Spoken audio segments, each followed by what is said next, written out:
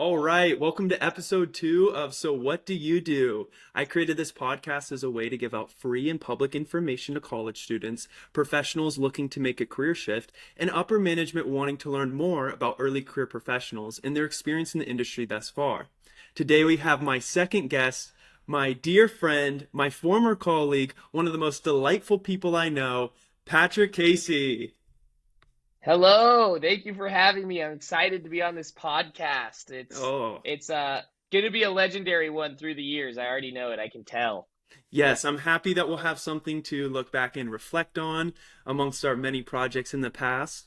And I'm really excited for you to be here. Thank you so much for your time. So, my first question is the same as the title of the show, which is, so what do you do? Ooh, that is a great question.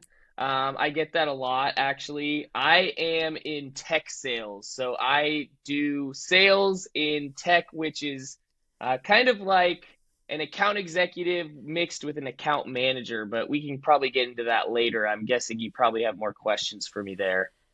Yes, we will definitely get into the details of sort of how you got to where you are, what it means exactly.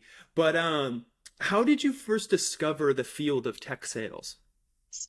Yeah, so I mean, everyone, the past 15 years, tech has been, one of the most popular industries to get a job in, and everyone always is wanting to get a job in tech. Right now, it's a little scary, but growing up, you always hear of people going into tech sales and people going into tech and working in tech. So throughout our years, we were in Northern California too, so we're right next to Silicon Valley. So throughout our years, we're always hearing that. It's always around us. And so that's where I first heard about tech and tech sales. So you sort of answered my next question. It sounds like kind of how you first discovered the field is might be the same thing as what drew you to the field. The fact that it was so popular in Northern California, being next to Silicon Valley. But is there any other aspects that drew you, maybe not only to tech, but to just to the sales aspect of your work?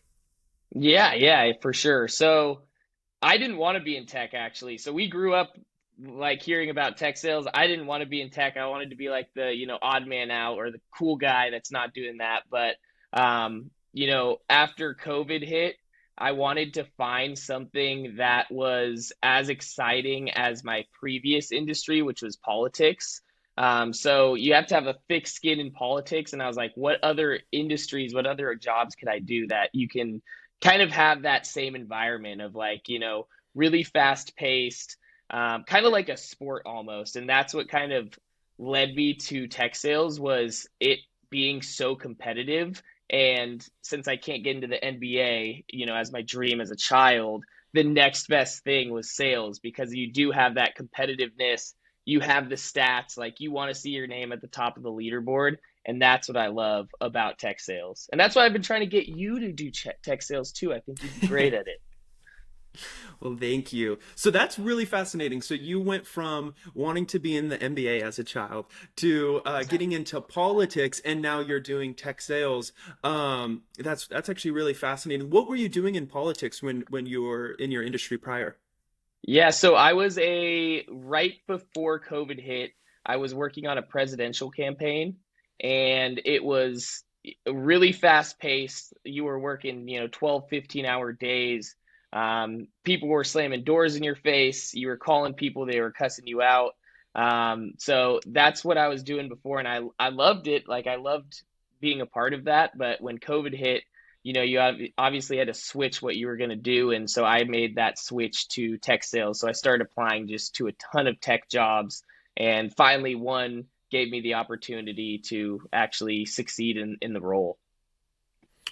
Wow. Is there any other similarities that you could think of between your experience in politics and tech sales other than the development of thick skin? Is there other things that you felt like paralleled or was sort of like transferable skills into the sales industry? I mean, I think the biggest thing is probably confidence in politics. You got to have confidence in what you're talking about with people that maybe don't agree with you. And so that definitely can translate to the tech sales industry because you're going to have to do the same.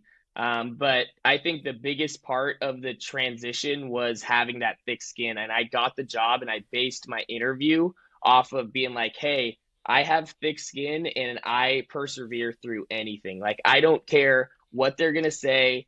I don't care if they say no. I'm going to keep going. I'm going to keep calling them, keep emailing them until I finally get them to, make a meeting with us or take a meeting or anything like that. So that's the biggest, correlation between the two. And that's why the tech sales industry gave me that chance because they saw that that can correlate into something, really great in sales as well.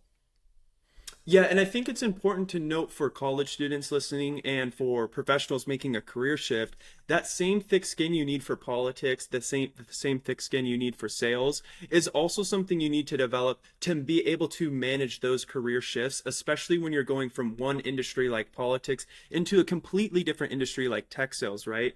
I've made a career shift in my life as well, going from one industry to a completely new one. And you need thick skin in those moments too, to be able to like have the resiliency to learn a whole new skill set, to be confident that this is the right path or that, you're excited about trying something new. So that's really interesting that you were able to develop that through your experience in Yeah, and you politics got and and bring you it can't be over. afraid of failure too. Like you said with you switching industries, like you just can't be afraid to fail, and like all those failures are just learning opportunities for whatever you're going to do next. So if you do make that career change, and you fail at something, like that's still going to open a lot of doors for you in the future. And so that was my mentality when I made that career change too, was like, hey, even if I don't get this job, I'm going to learn so much for the next interview or the next job that I'm, trying to apply for.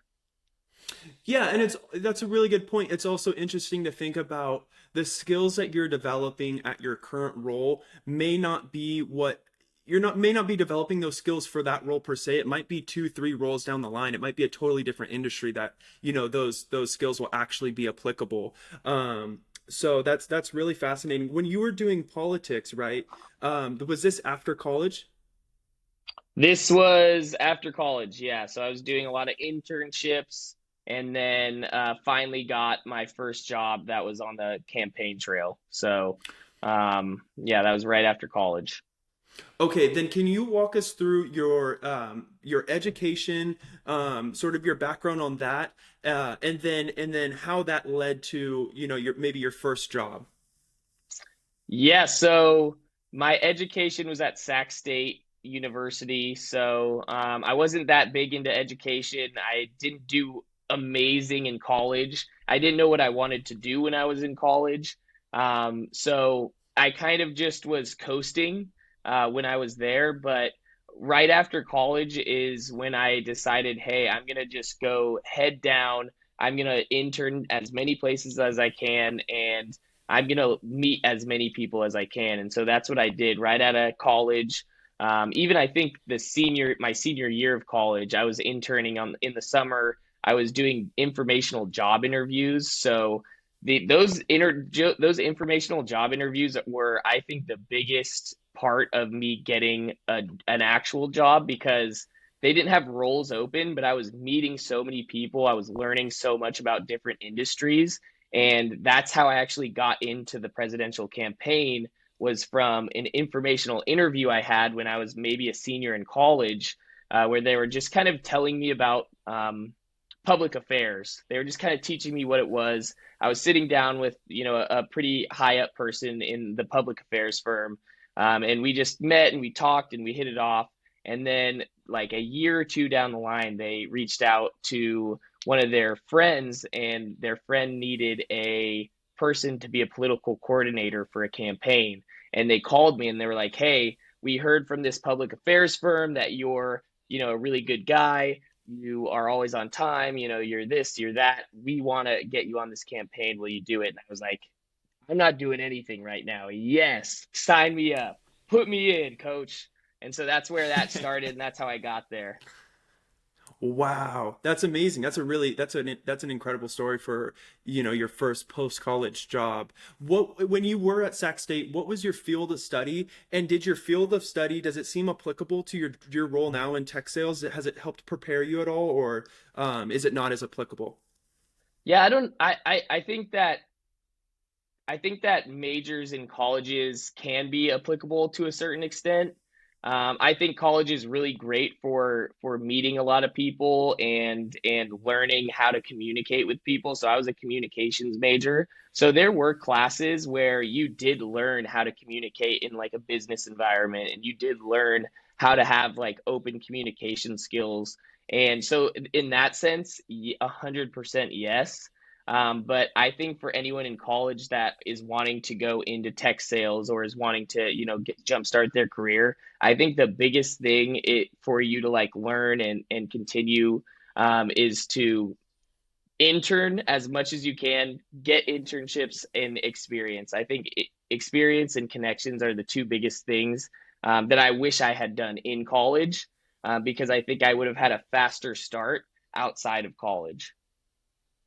Absolutely. I completely agree with you. I feel like once I got to my first corporate job and I started to see interns in the office and recognize how young they were, I realized how many opportunities I missed when I was their age. Because I was always under the impression, like, oh, well, maybe I can't afford to do an internship. I need to be working a job in order to have an income.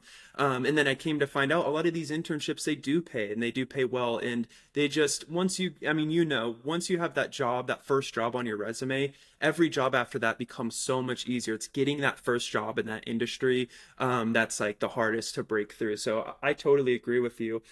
So now that you're in tech sales, you finish Sac State, you finish those first few jobs. What's something or what are multiple things that you love about your current role in tech sales? I mean, I think I said this too, but I mean the just the competitiveness of tech and like always wanting to be on top. So yeah, being, wanting growing up watching the NBA and being like, yeah, I'm gonna make the NBA, like I'm such a good point guard, and then you find out come high school, like there's guys that just outdo you in every aspect of the sport. Um, I think that tech and sales in general gives you that competitive nature that you find in sports, and so that's what I really love about it. Like when I close a deal, I am hyped. Like if I close a big deal, like I'm jumping up and down, I'm like, let's go. Like my neighbors tell me all the time, like, yeah, we could hear you at 8 a.m. this morning, like yelling. And it's because it's true. Like when you close that deal, it's such a like a euphoric feeling of like I like pushed myself to the limit, like everything that I've done in my professional career and like learning and development and everything, like it's come down to this and I can actually do it. And so that's what I love about tech sales for sure. And sales in general, I guess. That's awesome. Yeah, you have that natural competitive instinct, and it seems like that is it's something that is very prevalent in sales, any type of role where you're closing deals. So that's great that it's such a great fit for you. What's something about the tech sales industry that you might change if you could? Ooh, I would say I would say just in general, mental health is probably a big one for salespeople. I think that a lot of salespeople, it's tough for them to um, get rejection so much, and then if you do well, it starts at zero the next month. And so getting over that feeling of like nonstop, almost like stress in your life, because once you could hit quota the first month, but then right when it hits, May 1st, you're back at zero. And so having that like that really healthy like mindset and that mental health of just being like, okay, this is how it is. I can do this, like you need that. And so I think that one thing I'd change about the industry is getting more educated on mental health and making sure that you feel like your mental health is there, and so you can perform at a good level. Because I think if without that mental health, you walk into a sales meeting and you're down, you're not feeling energetic, like that's when you're not going to close deals. And so it's just kind of like a snowball effect of like, just going downhill from there. Wow, that's really fascinating. I've actually never thought about that. Yeah, it is a weird concept that, no matter how well you perform in a sales role, typically the next month or the next sort of like quota cycle, your performance is back to zero, and you have to prove yourself again. So that is really interesting to think about. And then also, yeah, the compounding factor of, hey, if you start to get down on yourself, then it's going to be harder to make sales. The harder it is to make sales, the more you can kind of get into that, like you said, snowball effect. So that's really interesting. What Yeah, you got does, to and if you keep a don't, positive mind. You got to keep a positive yes. mind. Yeah, it sounds like it. And if you don't know the answer to this next question, that's totally fine. But do you have a feeling for what the future of employment looks like in the tech sales space? Do you think there's going to be future employment? Is it going to change in any way? What's your views on that? Yeah, I think that there is going to be future employment. Obviously, there's going to be a lot of opening in tech sales roles. Um, I think for people coming out of college too, like it's called an SDR, and basically it's a sales development rep. And that's where you kind of get your foot in the door.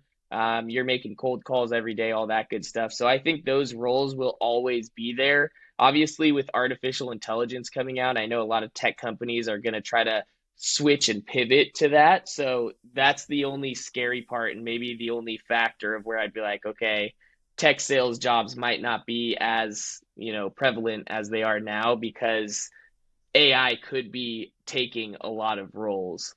But I don't know. That's in the future. I don't know if that's happening or not. But I do think as of now, like if you want to get into tech sales, I would apply to all the SDR jobs possible. I would get your foot in the door cold calling. And once you get in, they have really great promotion and coaching paths to get you to where you want to be. So that's the great part about it for sure. Yeah, it's funny you bring up AI. I feel like every time I ask that question, that's always what gets brought up in regards to future employment. No matter what industry it is, it's like somehow AI might affect that industry's future employment. So Yeah. that's interesting you brought it Scary. up. It is, yeah. Yeah, it's a lot of uncertainty. I was going to ask, so you brought up SDR as sort of the entry level role to a tech sales position.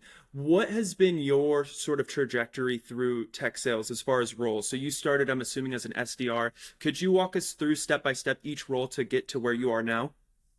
Yeah, yeah, for sure. So, during COVID, I was on LinkedIn every day. LinkedIn Premium. You always got to get the premium when you're going LinkedIn. But yeah, I was on there. I was applying to a ton of roles. I was interviewing for a ton of SDR roles. And that's like the lowest level of tech sales is SDR. So I was interviewing. I was getting rejected a ton because I didn't have any sales experience per se. So I was getting rejected a ton. And one company down in LA had a role, and it was called the LDR, which is a lead development rep. So what that was basically if SDR is bottom of the barrel, I was below that. I wasn't even in the barrel. And what I was doing was I was cold calling for the SDRs to then cold call again for the AEs, which are the AEs are the closers, which is what I'm kind of doing now. So I was an LDR at the start for about 4 months. I was making these 2 minute cold calls, like 70 a day. And then after 4 months, you get brought up to the SDR. SDR is when you're cold calling, 60, 80, 100 times a day. And you're trying to book meetings basically for the account executives who are then going on that meeting. They're finding out the pain, what they can solve in terms of what the tech is. And then from there, they're closing those deals and they're becoming a part of whatever company that it's at.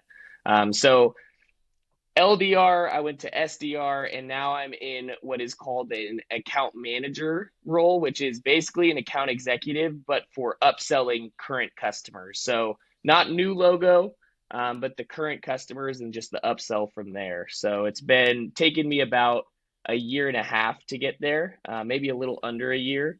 And then I've been in that role for about a year now. Wow. Wow. Congratulations on all your success in the tech sales space. So it sounds like LDR, SDR, account executive. Through those roles, through all those cold calls, do you think looking back on it now that it's been well worth it for you, all the time you've spent in the tech industry so far? Does it feel like it's something that has been fulfilling? Yeah, yeah, definitely. I mean, and like we said earlier too, with even if you don't think it's the right industry you want to be in, everything that I've learned, I know I can take anywhere now. So I've gained a ton of confidence, whether that's over the phone or in person. I've gained how to talk to people and how to communicate with people on a much higher and deeper level than what I was used to before. So the coaching at my company was amazing. I learned so much, and I wouldn't change it for anything because if I lose my job tomorrow, for knock on wood, I know that I could use my skills to go anywhere and be completely successful in whatever I do. So that confidence that I gained from doing all this is definitely worth it for sure. Wow, that's great to hear. That's really great to hear because it sounds like you put in a lot of work, and it is true. I mean, I can't think of a better role for developing interpersonal skills than doing something like sales. So, if somebody were to try to do exactly what you're doing now, right? They're a college student right now. They're a professional in a different industry, and they're like, "Hey, I want to be an account executive doing tech sales one day." What's some advice you might give them now, knowing what you know now? Yeah, I would say just start right now. Just whatever you're doing, if you're in school still, try to get an internship at a tech company. Try to meet people in tech. Reach out to account executives in companies on LinkedIn. I would say create the connections now because you never know where those connections will take you. And get ready for a roller coaster ride of emotion, but it will be worth it. It will be worth it. Cold calling is never like something anyone ever wants to do for their whole lives, but it will be totally worth it. Just remember, like if you ever feel discouraged, you're gonna see the light at the end of the tunnel one day. Just you got to keep going, you got to keep pushing, and that's the best advice I could give you. Start now and just keep pushing.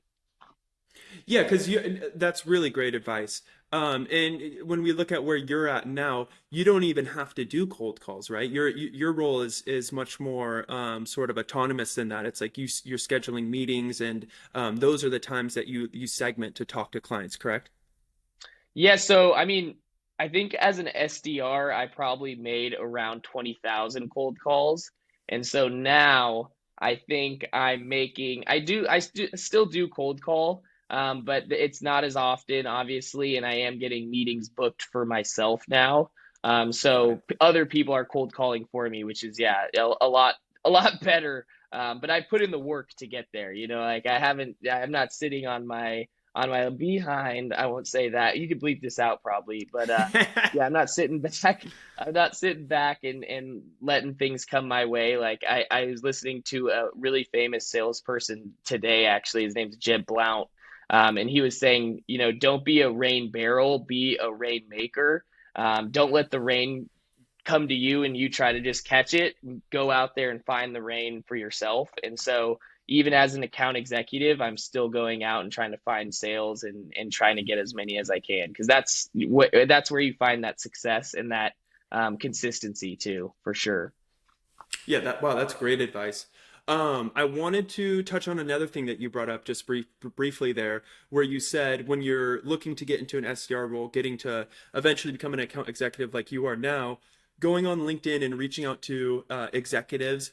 I want to touch on that because we've had this conversation privately before, where when you're looking for a role as a fresh college graduate, or if you're trying to do a career shift, it is really important, and I want to hear your perspective and experience on this, to utilize LinkedIn as a tool to create those connections. You can go and you can search exactly what industry, exactly what role you're looking to do. And what I would do a lot is I would type in the role that I wanted to do. And then I would type in talent acquisition manager after that. So if, let's say it's tech sales, right? You could say like tech sales talent acquisition manager, and you can even type in the specific company that you're interested in, and then right then and there, there'll be a list populated for you of talent acquisition managers from that industry, from that company, from that role, so or for that role. So what was your experience like on LinkedIn utilizing it as a tool to find executives? Does it sound like it was similar to mine? Yeah, I mean it definitely was. I was definitely reaching out to like account executives and people who were just like salespeople that were just posting on LinkedIn.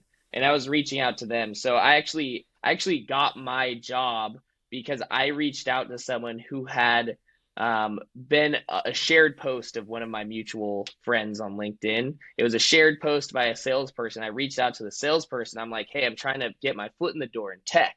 How do I do it? I wasn't asking them for a job. I was just like, hey, I'd love to know how to do this. And that person that I reached out to was like, we actually have job openings for, lower level tech sales.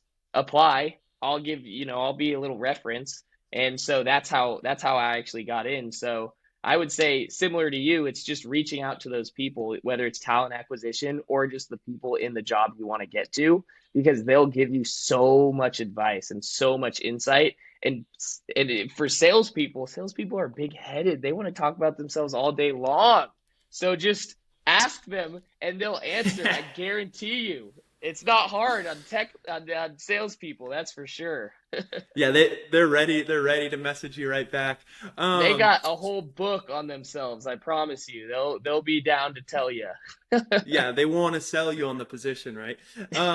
Okay, so this is my last question. Again, thank you so much for your time today. We started with the first question, which was, so what do you do? And I want to end it with, so what will you do next? What is your sort of aspirations in your role? I know currently you're an account executive, but what do you see for yourself next in tech sales or whatever you'd like to do professionally? Yeah, so my goal is just to keep learning. I think Michelangelo, he said it best.